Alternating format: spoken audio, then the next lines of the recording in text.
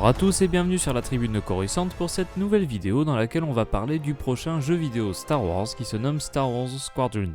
Dans ce nouveau jeu développé par le studio Motive et EA Games, nous pourrons incarner des pilotes de vaisseaux dans des sessions multijoueurs mais également dans une campagne solo. Tout d'abord, on sait que le jeu va se dérouler après la bataille d'Endor et verra donc s'affronter la toute récente Nouvelle République et l'Empire Galactique après la mort apparente de l'Empereur avec la destruction de l'Étoile de la Mort. Le jeu semble se concentrer sur deux escadrons, à savoir l'escadron Vanguard pour la Nouvelle République et l'escadron Titan pour l'Empire.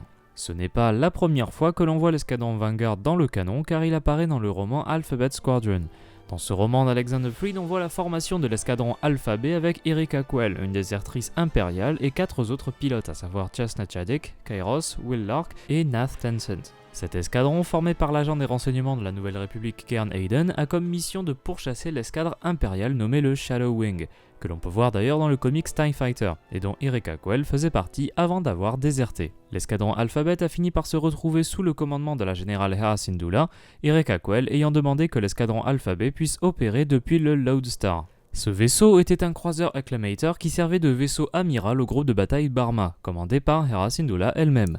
C'est dans ce groupe Barma que l'on retrouve divers escadrons, dont l'escadron Hale, composé de Y-Wing, l'escadron Meteor, composé de X-Wing, et enfin l'escadron Vanguard, qui sera l'escadron républicain présent dans le jeu Star Wars Squadrons. D'ailleurs, concernant le roman Alphabet Squadron, il est déjà sorti en France et sa suite paraîtra en anglais le 23 juin, un roman qui s'intitule Shadowfall.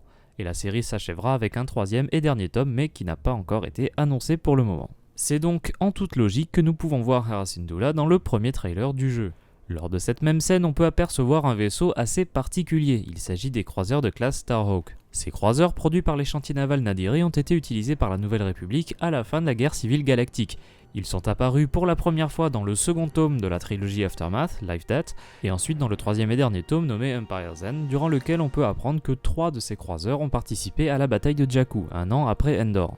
Étant donné que ces croiseurs sont apparus pour la première fois dans des romans, nous ne savions pas à quoi ils ressemblaient jusqu'à ce que le vaisseau soit intégré au jeu de miniature Star Wars Armada. C'est exactement le même design que l'on peut apercevoir dans le trailer, ce qui nous prouve encore une fois que le jeu se déroulera dans un contexte post-bataille d'Endor.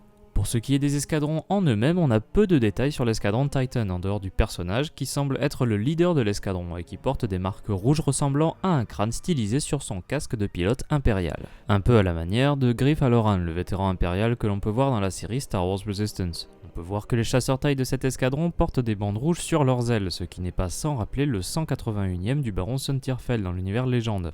Pour l'escadron Vanguard, on peut voir qu'il est composé de 2 pilotes humaines, d'un pilote Trandoshan, d'un pilote Myryalan et enfin d'un dernier pilote Mimbaneh, une espèce qu'on a pu découvrir dans le canon grâce à Solo Star Wars Story. Tant qu'on parle un peu du légende, il faut savoir qu'il existait également un escadron nommé Vanguard, mais dans un tout autre contexte. Cet escadron Vanguard est un escadron de volontaires originaires de la planète Apes et réuni par Jagged Fell pendant la guerre contre les Yuuzhan Vong, ce qui a donc peu de rapport avec l'escadron Vanguard qu'on nous présente pour le canon dans ce jeu. Pour ce qui est des vaisseaux de ces deux escadrons, on peut retrouver pour la Nouvelle République un X-Wing T-65B, un Y-Wing BTL-A4, un A-Wing RZ-1 et un U-Wing UT-60D.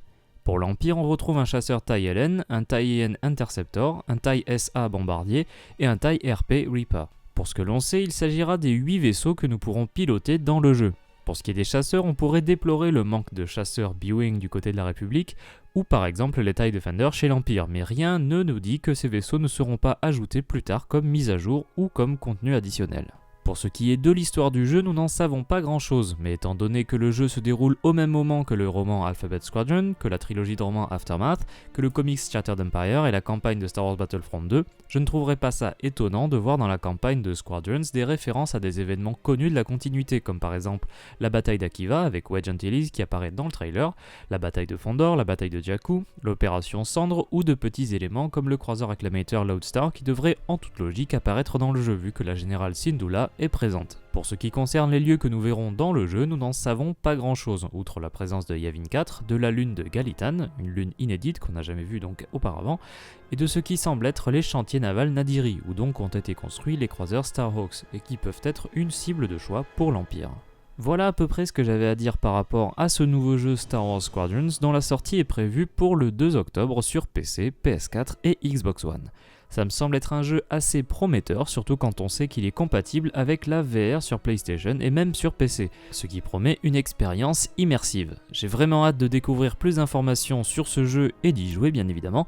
N'hésitez pas à me dire dans les commentaires ce que vous pensez ou ce que vous aimeriez voir dans ce nouveau jeu et sa campagne. Quelle bataille ou personnage aimeriez-vous voir? Libre à vous d'en parler dans les commentaires. J'espère que vous aurez apprécié cette petite vidéo sur Star Wars Squadrons. Si c'est le cas, n'hésitez pas à laisser un j'aime, à partager la vidéo et à vous abonner si vous ne voulez pas rater les prochaines vidéos de la tribune de Coruscant. A bientôt et que la force soit avec vous.